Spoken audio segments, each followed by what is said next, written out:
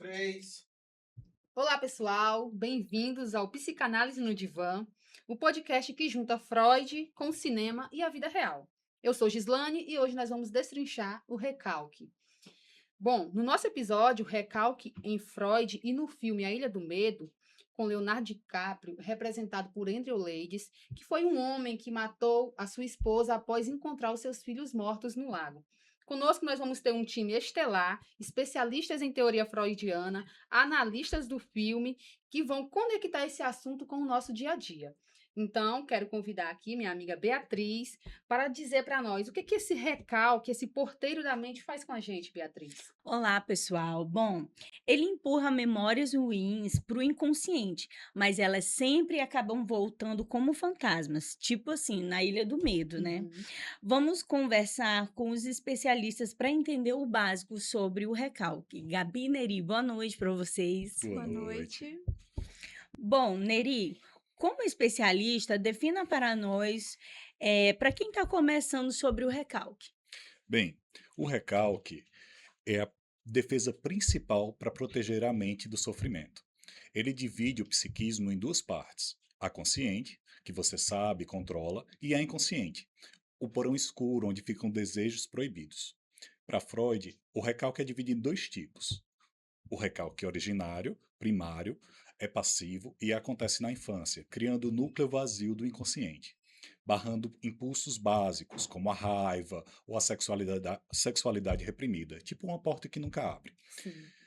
O recalque secundário, ele é mais ativo e acontece bem mais tarde. Ele empurra a memória e as ideias já formadas de volta para o porão do inconsciente, quando elas tentam subir. Imagine um guarda na fronteira da mente que tenta repelir esses intrusos com um empurrão forte. Entendi. Então, o recalque ele vai ser essa barreira que vai proteger o consciente do inconsciente. Isso. Entendi. Então, adorei essa analogia que você trouxe, essa imagem. E eu quero perguntar aqui para a Gabi, qual a diferença para o nosso dia a dia, Gabi? Bom, um exemplo simples que a gente pode dar para o recalque é assim: vamos imaginar a nossa casa. A nossa casa tem um quarto da bagunça. Esse quarto da bagunça é o inconsciente, onde ali tem coisas em que a gente não usa mais, a gente não quer mais lembrar, coisas que não são mais tão recentes, Sim. a gente empurra para esse inconsciente. Vamos imaginar também que dentro desse quarto da bagunça tem uma boneca. Essa boneca pode ser as nossas dores, os nossos traumas, briga com os nossos pais, algo que nos machuca e que nos fere. Nós sabemos da existência dessa boneca, desses traumas, só que a gente não vai até eles, a gente não acessa eles porque nos causa dor, né? E essa Aham. repressão, esse não falar sobre e esconder, acaba nos trazendo sintomas, né? Como ansiedade, esquecimentos ou dores sem motivo, acabando trazendo dores físicas sobre algo que é, né, mental, é algo que está ali escondido. Como a gente também vê no filme que o conteúdo recalcado dele acaba virando delírios e fobias. Sim. Então, a mente, de alguma forma, né, o inconsciente, de alguma forma, ele vai tentar vir para o consciente, né? Mas Sim. o recalque quer proteger, porque conscientemente é muito difícil lidar com esses traumas, né? Sim, Isso. sim, o recalque é exatamente isso. Ele é uma barreira que não deixa que esses traumas, essas dores vão para o consciente, né? Mas o Porque corpo manifesta o de alguma corpo forma, né? manifesta, o inconsciente está sempre tentando ali empurrar de volta para o consciente, né? Para a consciência, para o entendimento. Sim. Mas o consciente também não permite, não vai deixando. Entendi. Muito obrigada, gente, pela participação. E agora, para nós falarmos do filme, né, do recalque no filme, eu quero convidar a Cláudia e a Ilan. Cláudia, que tipo de recalque domina ali em Andrew Ladies? Boa noite. Boa Ali, noite. minha querida, ali é recalque puro, secundário, recalque secundário, né? Então, o Andrew, ele reprime aquele trauma onde ele viu a cena ali, né, da esposa que matou seus filhos afogados, e ele também matou a esposa depois Sim. disso, né? Então, ele guarda aquele trauma ali, ele reprime, e tudo aquilo que tenta voltar à lembrança dele, ele tenta mudar o foco, né? Uhum. Então, ele cria uma nova identidade com o nome de Tendel, né? Para fugir da realidade dele, para não Sim. assumir a culpa, para negar a culpa daquele assassinato, daquilo que ocorreu, daquele trauma ali na vida dele, né? E não é somente um trauma de ele ter matado a esposa, né? Mas de ter perdido a família, né? Ter Um trauma perdido a impossível de família. suportar. Aí vem o sentimento de culpa, que no filme a gente vê que ele foi avisado que ela tinha problemas, né? Que ela Uhum. era depressiva, Ela já tinha colocado fogo na casa já tinha dela, né? colocado fogo na casa. Então, tudo isso aí Uns foi sinais, né? sinais. E aí ele reprimiu aquilo ali como culpa, para negar como se ele não tivesse culpa, né? Uhum. Ele cria aquele personagem para fugir daquela dor Fugir da toda. realidade. E no filme é interessante que ele mostra, né, o tempo todo, traz flashes, né, do que ele vivia. Ele tinha Uhum. um medo, um trauma, ele se sentia mal quando via a água, né, porque ele lembra, né, Verdade. de alguma Esses forma ele flashes sabia, vêm em né? forma de água, crianças, né? Que nem tem a cena da criança lá no gelo. Uhum. Então, tudo isso são flashes tentando trazer aquele trauma que está recalcado lá, né? Sim. Exatamente. Bom, e o tratamento do Dr. Colin? Boa noite. Boa noite. Então, Dr. Cole, ele opta por encenar uma investigação como fantasia controlada, forçando Andrew a confrontar pistas, documentos, vídeos, e no final ele acaba quebrando o recalque, né? Uhum. Ele aceita a verdade por 2 dias, só que logo após ele recai, né? Escolhendo a lobotomia, né? O recalque falha, leva à psicose, onde o ego rompe com a realidade. E Muito é isso que interessante, acontece. né? Sim, aí a gente vê ali que no final do filme, né, o tanto que para mim me doeu muito, na verdade, quando ele faz aquela pergunta, né, o que seria pior, né, viver como um homem mau ou morrer como um homem bom? E fica ali, né, Aquele será que ele de suspense, né? fato voltou, né, perdeu a consciência ou ele não conseguiu viver com aquela realidade do trauma e Verdade. escolheu a lobotomia? Fica É. essa Fica questão. essa pergunta, né? Sim. E agora, né, vamos ter um pulo do gato aqui. Como que isso rola no nosso dia a dia, né? E nós convidamos aqui também a Marília e a Thaís, que vão ligar esses conceitos à nossa rotina. Marília, como que isso rola, né, na nossa vida cotidiana? Boa noite. O Andrew, ele evita a culpa como nós evitamos brigas com os familiares, né? Sim. O recalque secundário, ele faz a pessoa, de certa forma, esquecer o que aconteceu, mas ele volta de outras maneiras, como esquecer uma traição no casamento, mas volta como um ciúmes excessivo, um ciúmes infundado, né? Por exemplo, a pessoa que perde um emprego ou que perde um familiar e ela não vive aquele luto, ela acaba voltando de outras formas, como explosões com os familiares, explosões no trânsito. A culpa recalcada, ela sempre vai voltar de certa forma. Pode ser de diversas formas, né? Uhum. Ansiedade crônica, pânico ou brigas com as pessoas mais próximas. Entendi. Não tem jeito, né? É. Se não tratar, vai É explodir. verdade. O Uhum. porão Explode. escuro, ele acaba, de certa forma, né? Voltando. Sim. Thaís, fale mais exemplos pra gente do nosso cotidiano. A gente pode citar exemplos que muitas das vezes a gente nem percebe, né? Tipo aquela raiva recalcada do chefe. Quem nunca, né? Quem nunca? E aí, isso pode virar uma dor de cabeça ou até mesmo uma sabotagem no trabalho. Uhum. Um outro exemplo muito clássico é reprojetar reprojetar, né, situações ou o ex-namorado no atual relacionamento.